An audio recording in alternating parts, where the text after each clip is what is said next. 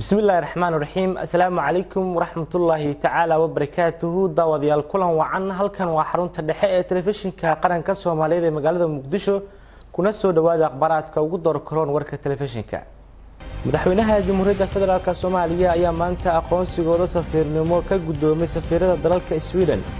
iyo Austria ee qaaradda Yurub wasiirka wasaaradda boostada isgaarsiinta iyo tiknoolajiyada xukuumadda Federaalka Soomaaliya ayaa faahfaahin ka bixiyay ahmiyadda uu dalku u leeyahay sharciga isgaarsiinta oo shalay uu saxiixay madaxweynaha munaasabad lagu soo dhaweynayay fanaanada qaran Maryan Muuse Ciise ayaa lagu qabtay magaalada Muqdisho iyadoo ka qayb galeen mas'uuliyiin ka tirsan dawladda akhbaraadka warka dibadda aad ku daawan doontaan waxaa ka mid ah banaanbaxyo rabshado wata ayaa weli ka socda gobolka Catalonia ee dalka Spain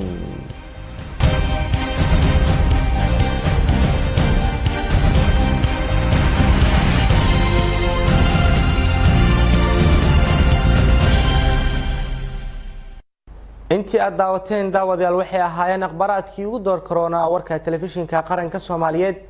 imikana u diyaar garooba warkaas oo faahfaahsan oo nadin aqriyo anigoo ah Maxamed Cali Cumar Juba madaxweynaha Jamhuuriyadda Federaalka Soomaaliya mudane Maxamed Cabdullaahi Farmaajo ayaa maanta aqoonsigooda safiirnimo ka gudoomay safiirada dalalka Sweden iyo Austria ee qaaradda Yurub wariyaha madaxtooyada u qaabilsan warbaahinta qaranka علي باشا عبد الله ayaa warkan inoo haya Andrews Fon iyo Herer Gather oo danjirayaasha cusub ee dalalka Sweden iyo Austria u soo kala magacaawdeen Soomaaliya ayaa warqadahooda aqoonsiga waxa ka gudoomay madaxweynaha Jamhuuriyadda Federaalka ee Soomaaliya mudane Maxamed Cabdullaahi Farmaajo danjirayaashan ayaa muujiyay sida ay ugu faraxsan yihiin ka howlgalkooda Soomaaliya iyagoo ballan qaaday in Soomaaliya ay ka caawin doonaan dhinacyo badan oo ay ka mid tahay kaabayaasha dhaqaalaha shaqo abuurka dhalinyarada iyo iswadaarsiga ganacsiga ay la wadaagaan Soomaaliya wasiirka arrimaha dibadda Soomaaliya ayaa si kooban uga hadlay labadan danjire cusub ee warqadahooda aqoonsigu ka gudoomay madaxweyne Farmaajo maanta munaasabadan waxay ahayd munaasabad waraaqaha aqoonsiga danjiranimo ay ku dhiibayeen oo madaxweynuhu ka qaabilay madaxweynaha Jamhuuriyadda Federaalka Soomaaliya uu ka qaabilay danjiraha cusub ee dalka Sweden u qaabilsan Soomaaliya uu soo magacaawday oo markii hore nuqulka waraaqiisa aniga igu keenay xafiiska wasaaradda arrimaha dibadda kadibna halkan madaxtooyada xafiiska madaxweynaha waraaqihiisii ku gudoonsiiyay oo madaxweynuhu ka gudoomay oo markaa maanta laga bilaabo danjiraha Sweden noqonaya Muqdisho qaabilsan dhinaca kalena danjiraha Austria ayaa sidoo kale nuqulka waraaqiisa aan uga soo qaabilay wasaaradda arrimaha dibadda kadibna madaxweynaha keenay waraaqihii aqoonsiga danjiranimo oo madaxweynuhu ka gudoomay waxaana taariikh ah in danjiraha Austria uu yahay danjirihii ugu horeeyay ee Austria ay u soo magacaawdo Soomaaliya awal way jiri jiray qunsul sharafeed laakiin safaarad ama safiir ma jiri jirin marka taasina waa dhabo cusub iyo xiriir cusub oo dalkaas aan la bilaabi doono hadii ay biraha dalka Austria bila ka hor ayay ahayd markii madaxweynaha jamhuuriyaddu uu warqadaha aqoonsiga ka gudoomay danjirayaasha dalalka Britain, Faransiiska iyo kuwa kale u soo magacaabeen Soomaaliya tan iyo doorashadii Febraayo 2017 markii Soomaaliya ay dooratay madaxweyne Maxamed Cabdullaahi Farmaajo waxa sii kordhayay dalalka daneynaya in iskaashi cusub la yeeshaan Soomaaliya kuwaas oo danjirayaal cusub u soo dirsanaya dalkan علي باشا عبد الله warbaahinta qaranka madaxtooyada Soomaaliya wasiirka wasaaradda boostada isgaarsiinta iyo tiknoolajiyada xukuumadda Federaalka Soomaaliya ayaa faahfaahin ka bixiyay ahmiyadda uu leeyahay sharciga isgaarsiinta oo shalay uu saxiixay madaxweynaha Jamhuuriyadda wasiirka wasaaradda boostada isgaarsiinta iyo tiknoolajiyada mudane Cabdi Canshuur Xasan ayaa sheegay in sharcigaas oo hadda dhaqangal noqonaya uu faa'iidooyin badan dalka u leeyahay حتى شرعيا وشرع مهم ودلك marka laga fiiriyo xag amni xag dhaqaale iyo xag bulshada waa muhiim sharciyan waa sharci ugu horeeyay dalkan uu yeesho oo isgaarsiina caalamka waxaan ahayn dalka kaliya oo aan lahayn sharci isgaarsiin marka shalay waxaan dib ugu soo laabanay caalamka ilbaxda casriga ayaan dib ugu soo laabanay waxaynu ka daba nimid qarannimadii Soomaaliyeed dib ugu soo celinay in masraxadii caalamka in dib ugu soo laabano marka shalay ummadda Soomaaliyeed waxaan ugu bishaaraynaynaa inay yeesheen sharci isgaarsiin oo kala hagaya dhammaan isgaarsiinta dalka sharcigan wuxuu muhiim u yahay dhaqaalaha dalka sababtoo dakhli badan ayuu dalka u soo xareynaya wuxuu muhiim u yahay macaamiisha inay helaan xuquuqda ay leeyihiin ha noqoto isticmaalka telefoonka ha noqoto isku xirka telefoonka wuxuu kale muhiim u yahay xagga amniga marka waa sharcigan waa sharci aad muhiim u ah runtiina waxaa maartay shalay waxay ahayd maalin taariikhi ah sababtoo ah sharcigan wuxuu ah sharci ugu cimriga dheeraa ee soo qabyo ah 12 sano ayuu horyeelay baarlamaankii 7aad 8aad iyo 9aad kii 10aad ayaa ku guuleystay iyo dowladdan maxamed cabdullaahi farmaajo oo madaxweyne uu ka yahay ra'iisul wasaarena uu ka yahay xasan cali khayre taas oo ay ku timid dadaalka iyo wada shaqaynta xukuumadda iyo golayaasha iyo dhammaan daneeyaasha isgaarsiinta munaasabad lagu soo dhaweynayay fanaanada qaran ee Maryan Mursal Ciise Xaaji Bootaan ayaa lagu qabtay magaalada Muqdisho iyadoo ay ka qayb galeen mas'uuliyiin ka tirsan dawladda maxamed nuur shariifka ayaa warkan si aan baqaadaya xafladan lagu soo dhaweynayay fanaanada caanka ah ee qaranka Maryan Mursal Ciise waxaa soo abaabulay sareeyo guud Bashiir Maxamed Jaamac Bashiir Goobe iyo wasiirka wasaaradda dhalinyarada isboortiga xildhibaan Khadiijo Maxamed Diiriye xafladda soo dhaweynta fanaanada Maryan Mursal Ciise waxaa ka soo qayb galay gudoomiyaha golaha aqalka sare baarlamaanka federaalka Soomaaliya mudane Cabdi Xaashi Cabdulaahi gudoomiye ku-xigeenka labaad golaha shacabka baarlamaanka federaalka Soomaaliya mudane Mahad Cabdalla Cawad xubnaha labada aqal ee baarlamaanka federaalka Soomaaliya golaha wasiirada xeerlaaliyaha guud qaranka guddiga doorashooyinka heer qaran taliyaasha ciidamada qaranka mas'uuliyiin xil taliya hore dalka uga soo qabtay madaxda waaxda socdaalka iyo jinsiyadaha xubno ka kala socday ururada bulshada rayidka dhalinyarada haweenka odayaasha dhaqanka fanaaniinta kooxda heegana ciidanka booliiska fanaanka Nimcaan Hilaac iyo Hodan Afrika ugu horeen waxaa halkaasi fanaaniinta ay ku soo bandhigeen suugaan kala gedisan iyadoo ka qaybgalayaashana uu hadallo soo dhaweynaa u soo jeediyey sareeyo guud Bashiir Maxamed Jaamac madashaana ama gurigaygaana dhowr goor baa dad saas oo kala oo dad qarana oo heerkan iyo heer la mid ah aan ku soo dhaweynay haddana waa ku soo dhaweynaynaa walaashii Mursal Maryan Mursal Xaaji Ciise oo dibadda inooga timid Jaraal Cabdullaahi Gaafo Maxamuud oo xilal kala duwan dalka ka soo qabtay ayaa sheegay in shacabka Soomaaliyeed ee fanaanada qiimo weyn ugu fadhido kadib wasiirada arrimaha dibadda dhalinyarada isboortiga Yuusuf Garaad Cumar iyo xildhibaan Khadiijo Maxamed Diiriye ayaa ka hadlay qiimaha ay leedahay fanaanada qaran Maryan Mursal Ciise Maryan in badan ayaan isku xirneen maxaa la yiraahdaa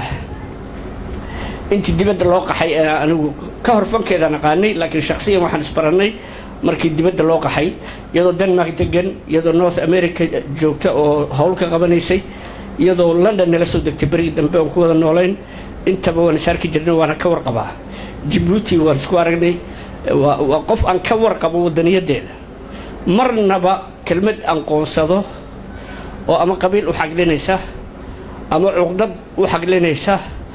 ama qabiil ka soo horjeeda kuma arag fursadaad u heshay in madaxdii qaranka qaybahooda kala duwanaa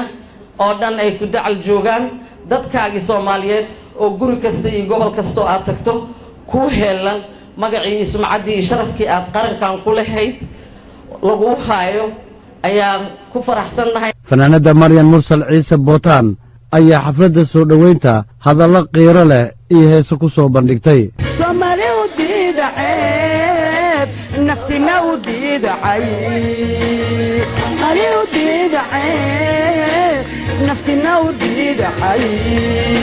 waddankeennaas buuxa adiga oo aan shilin dawladna ku siin waxna ku siin haddii aan nabad helno isagaan wax walba ka soo saaran karnaa oo ku noolaan karnaa oo ku dhergi karnaa waxaan arkay hadda intaas aan soo marayey oo gobolladeenna ah meel walba iyo maqaayad walba waxa yaala bariis iyo baasto hal meeloon soor ka helo ama cambuulo ka helaan waaye maxaa idinku diray cunadiina ilaahay waxbuu idin siiyey macaan badan ma cuntiin iyadoo iska dhaafteen bariiska iyo baastada dibadda laga keenay wixiina maxaa idin uriyey gudoomiye ku-xigeenka labaad golaha shacabka baarlamaanka federaalka Soomaaliya mudane Mahad Cabdalla Cawad ayaa ka hadlay hadalladii ay soo jeedisay fanaanadda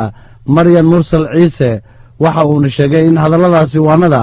ay qaadanayaan siyaasiyiinta iyo madaxda dowladda meel walbay soomaali ka anfacday waxa weeye gurigeedii baynu ku soo guryo noqotay in kaloo badanna waa noo dhiman tahay waxaan doonayaa inaanan hadalkii murtidiisa aanan qaadan maadaama guddoomiyihii baarlamaanku joogo laakiinse waxa ay golayaasha waxa weeye baarlamaanku ay ugu talagaleen waa u dhiman tahay weli gabagabada xafladda soo dhoweynta fanaanadda maryan mursal ciise waxaa ka hadlay guddoomiyaha golaha aqalka sare baarlamaanka federaalk soomaaliya mudane cabdi xaashi cabdulaahi waxa uu sheegay inuu aad ugu faraxsan yahay in muddo 22 sano kadib uu magaalada muqdisho kula kulmo fanaanadda maryan mursal ciise waxaan xusuustaa cabdi maxamed amiin ilaahay u naxariistee wakhti hore erey uu yidhi nin qabiil gargaarsaday dadkii nala gudboonaa dayaxuu u guure nin qabiil gargaarsaday meel la gaari maayo dadka soomaaliyeed hadday fanaaniintooda abwaaniintoodu ereyada ay leeyihiin oo keliya ay qaataan oy isticmaalaan waxaan qabaa dalkeennu horuu u maraya midnimuu keenayaa fanaanadda qaran maryan mursal ciise bootaan ayaa dhowaan waxa ay soo gaartay dalka iyadoo socod ku soo martay qaar ka mid ah gobollada dalka soomaaliya maxamed nuur maxamed shariifka warbaahinta qaranka muqdisho wasiirka beeraha iyo waraabka dowladda federaalka Soomaaliya ayaa dalka Turkiga kula kulmay madaxa hay'adda tika wasiirka beeraha iyo waraabka xukuumadda federaalka Soomaaliya mudane Saciid Xuseen Ciid oo safar shaqo ku jooga dalka Turkiga ayaa magaalada Istanbul kulan gaar ah kula qaatay madaxa hay'adda tika Dr. Serdar mudane Saciid Xuseen Ciid wasiirka beeraha xukuumadda federaalka Soomaaliya iyo madaxa hay'adda tika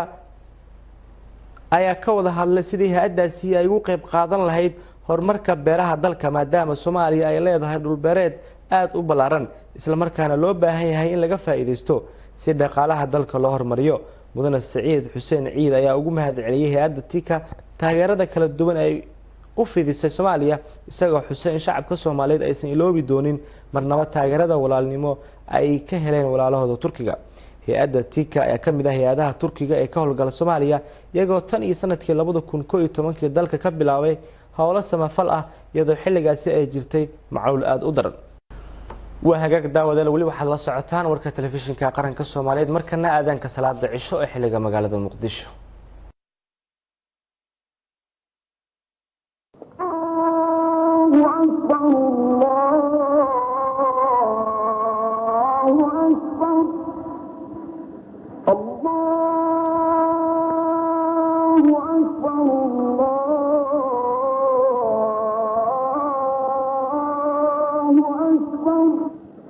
أشهد أن لا إله إلا الله أشهد أن لا إله إلا الله أشهد أن محمدا رسول الله أشهد أن محمدا رسول الله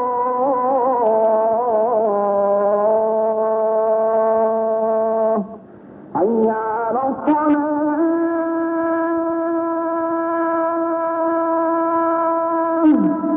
حي على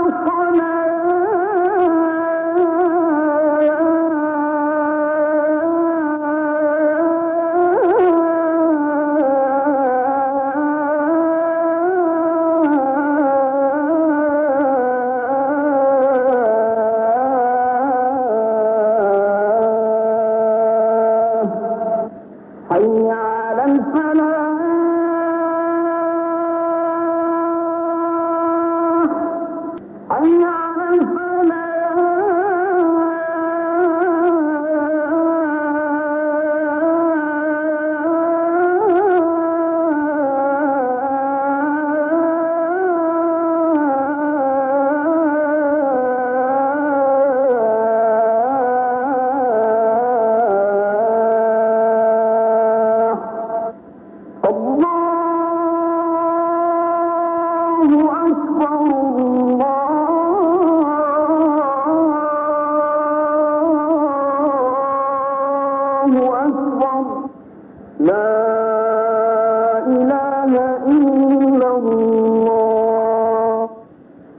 اللهم رب هذه الدعوة التامة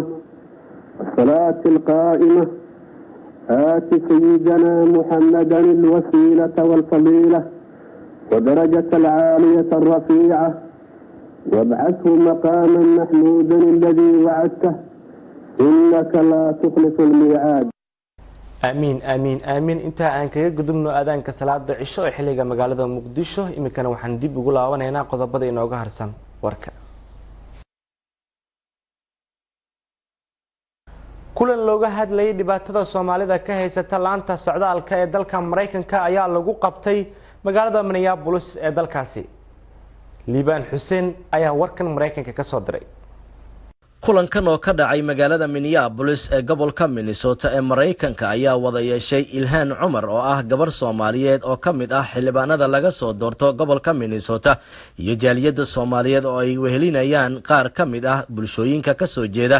wadamada Geeska Afrika ayaa lagu qabtay xarunta Brinkle ee xaafadda Soomaalida ee magaalada Minneapolis. muddadii uu socday kulankan oo ay soo qaban qaabisay Ilhaan Cumar ayaa waxyaabaha diiradda lagu saaray waxa ka mid ahaa sidii loo wajihi lahaa wax ka qabashada saameynta ay ku yeelatay go'aanadii socdaalka ilaa iyo 8 dal oo Soomaaliya ay ku jirto oo uu soo saaray madaxweynaha dawladda Mareykanka Donald Trump caawinaado kala duwan oo ay heli lahaayeen dadkaasi haddii ay ahaan lahaayeen dhinacyada caafimaadka fursooyinka shaqo iyo guud ahaan adeegyada muhiimka ah dadkani ugu baahan yihiin inay ka helaan dawladda. xildhibaan Ilhaan Cumar ayaa sheegtay inay ku dadaalayso sidii xafiiskeeda uga shaqayn lahayd in Soomaalida loo fududeeyo xaqa socdaalka iyo kuwa dalka jooga oo aqoonsigooda uu ka dhacsan yahay balse u baahan yihiin in loo cusboonaysiiyo kuwa ehladooda soo booqanaya iyo kuwa kale oo doonaya in dalka ay yimaadaan. ana goobjoog ka ahaa qaar ka mid ah qaraanada dhanka socdaalka ee ka howlgala gobolka Minnesota. munaasabadan maanta aan iskugu imaanay waxaa soo qabanqaabiyay xafiiskayga waxaan ugu talagalnay in aan ku caawino dadka Soomaalida ah oo ama East Africanka ah Oromada iyo Soomaalida oo districtigeena degan in su'aalaha badanaa oo ay xafiiskayga kala soo xiriiraan oo ku saabsan dhinaca immigrationka su'aalahaasaytii in aan uga jawaabno. sidaad u ogtihiin laba arrimo waaweyn aad dadka ku taagneed. midda koowaad waxa waaye arrinta ku saabsan daka oo dadka dhalinyarada oo wadanka la keenay iyaga oo da'dooda ay 16 sano ka yar tahay waalidiintooda ama iyagoo asylum raadinaya ay wadanka la soo galeen asylumkii loo diiday oo haddana lagu khasbaayay in wadankii ay ka baxaan dadkaasaytii waqtigii uu ka dhamaanayay in la gaaray. aad u ogtihiin madaxweynaha hadda wuxuu leeyahay 50,000 ka badan dad refugee ee wadanka ma imaan karaan. sanadkii hadda la soo dhaafay ilaa iyo 110,000 oo dad la ogolaaday in la keeno. marka waxaan ku doodaynaa bal meel dhexdhexaad ah in la gaarsiiyo oo la keeno 74,000 ilaa 75,000. marka arrinta immigrationka waa arrin xafiiskayga ku weyn. tan iyo markii Ilhaan Cumar oo ah gabar Soomaaliyeed ay ku guuleysatay xilka loo doortay ayaa waxa ay waday qorshayaal iyo dadaalo ku aadan sidii ay u raadin lahayd xuquuqda ka maqan muwaadiniinta Soomaaliyeed ee ku nool deegaanada laga soo doorto iyo guud ahaan bulshooyinka kale ee la nool Soomaalida. waana kulankii sanadkiiba 2 mar ay qabato. liibaan xuseen warbaahinta qaranka Soomaaliya Minneapolis. wasiiro iyo xildhibaano ka tirsan dowlad goboleedka Puntland ayaa kormeer ku tagay dhismaha cusub ee garoonka diyaaradaha magaalada Garowe oo heer gabagaba maraya. Yuusuf Maxamed Maxamuud ayaa warkan soo diray. kormeerida iyo u kurgelida halka uu marayo garoonka cusub ee yeelanayso magaalada madaxda Puntland ee Garowe waxaa qayb ka ah wasiir ku-xigeenka duulista hawada iyo garoomada Puntland wasiir dowlaha wasaaraddaasi madaxweynihii hore ee Puntland haddana senator ka tirsan aqalka sare ee baarlamaanka Soomaaliyeed isimo iyo ganacsatada ku howlan dhamaystirka garoonkani. wasiir ku-xigeenka duulista hawada iyo garoomada Puntland Sucaad Saalax Nuur iyo wasiir dowlaha duulista hawada iyo garoomada Puntland waxay isla raaceen in uu gabagaba marayo garoonka diyaaradaha ee Garowe maantana la tijaabinayo runway ugu dambeeyay. waxay maraysaa maanta meel wanaagsan bay maraysaa muddo 2 sano ku dhawaad ka bacdi gabagabadii oo aan doonayno bishan October aynu ku guda jiro 30keeda inuu soo gabagaboobo insha Allah bisha Novemberna daafurkii airportka shaqadiisii insha Allah inuu gudagalayo inuu maaragtay ku shaqaysano waxaad arkaysaan oo aynu inagoo dhan markaanti ka wada nahay tijaabadii la sameeyay in lagu guuleysto lagu najaxay waxa la cabiray temperature-ka iyo kulaylka hadhow uu u baahan doono iyo kuwa hadda u baahan yahay waa la garaacay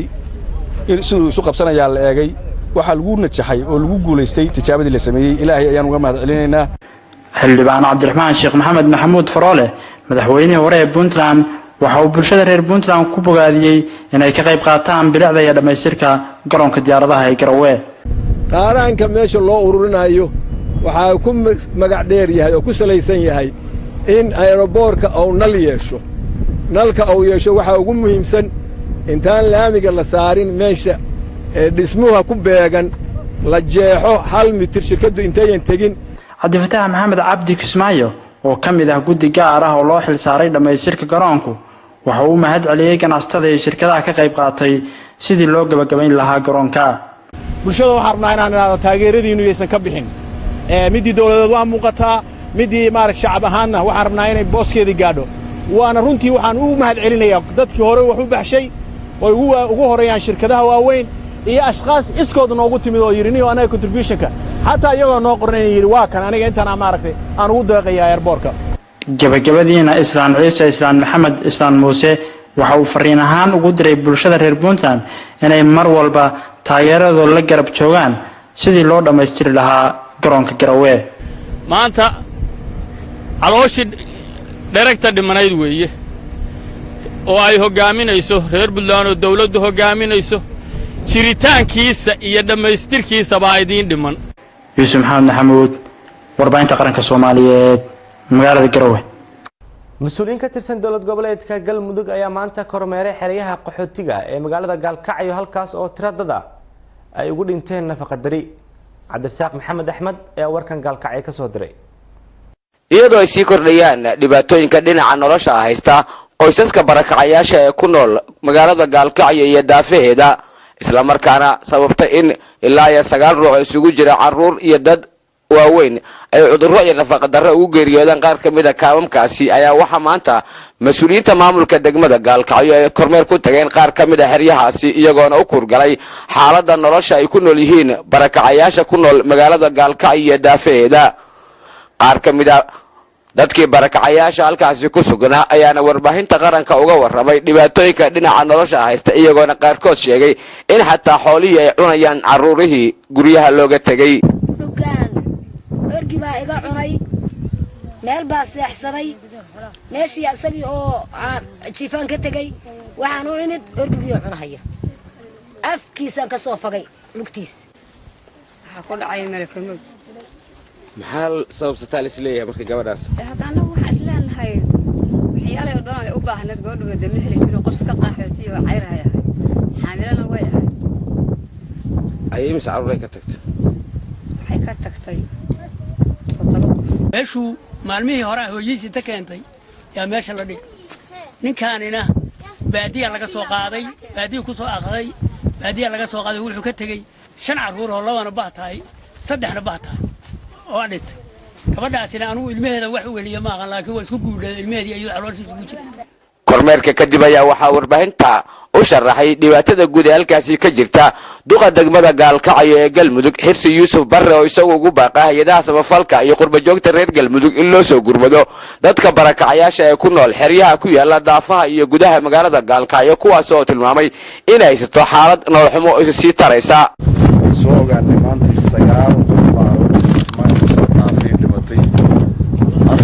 9 baa ka dhimatay dadkaas waxay ku badan yihiin dadkii abaaraha ku soo barakacay oo miyiga ka yimid qaarkood waxaa loo xaqiijiyey inay 3 caruur nafaqa darro u dhimatay gabar iyaduna umushay oo dhimatay oo ayana la yiri nafaqa darro u dhimatay hal qof waxa la gaajo u dhinto miyiga laga keenay aqbu u dhintay baa aad iyo aad looga naxaway dhammaan hay'adaha samafalka iyo dadka muslimiinta waxaan ugu baaqaynaa qofku noloshu qiimo ku leeyahay in gurmad dadkan lala soo gaaro mar labaad iyo mar saddexaad waxaan dowladda federaalka iyo dowladda galmudug ka codsanaynaa in gurmad degdega lala soo gaara dadkan wax la sii fiirsan kara maaha dhibaato kaleeta oo saaka nagu cusub oo aanan hadda deegaamadan hadda ka hor ka dhicin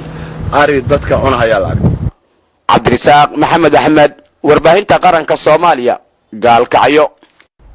weli waxaad la socotaan warka telefishinka qaranka Soomaaliyeed oo idinkaga imaanaya xarunta dhexe ee magaalada Muqdisho wararkii gudaha ayaa daawateen markana dibadda banaanbaxyo rabshado wata ayaa weli ka socda gobolka Catalonia ee dalka Spain boqolaal ruux ayaa ilaa iyo shalay ku banaanbaxay magaalooyinka waaweyn ee gobolkaas kuwaas oo doonaya inay helaan madax banaani ay kaligood dal gaar ah ku noqdaan mudaharaadayaasha oo wata calanka gobolkaasi ayaa sidoo kale waxa ay isku dhaceen booliska oo diidan inay xaaladda faraha ka baxdo waxaana ay saarayaan dadka banaanbaxayaasha cadaadis inay isku imaanshaha ku yareeyaan inta badan dibadbaxayaasha waxaa abaabulayay arday kuwaas oo ruuxaya calanka gobolkaasi sidoo kalena sameynaya astaamo ay ku muujinayaan inay mowqifkooda ku adag yihiin banaanbaxyada ayaa sidoo kale ka dhacay dhowr magaalo oo ku yaala gobolka Catalonia oo ay ka mid yihiin Girona iyo Lleida ku dhawaad 900 oo ruux ayaa ku dhaawacmay isku dhacyadii axadii dhexmaray booliska ee dad doonayay inay codeeyaan sida ay sheegeen saraakiisha gobolka Catalonia axadii la soo dhaafay ee gobolkaasi waxa ka dhacday afti ay dadka Catalonia ku doonayaan inay Spain kaga go'aan waa hagaag daawadeel waxa inta inooga warkaad ka daawanayseen telefishinka qaranka Soomaaliyeed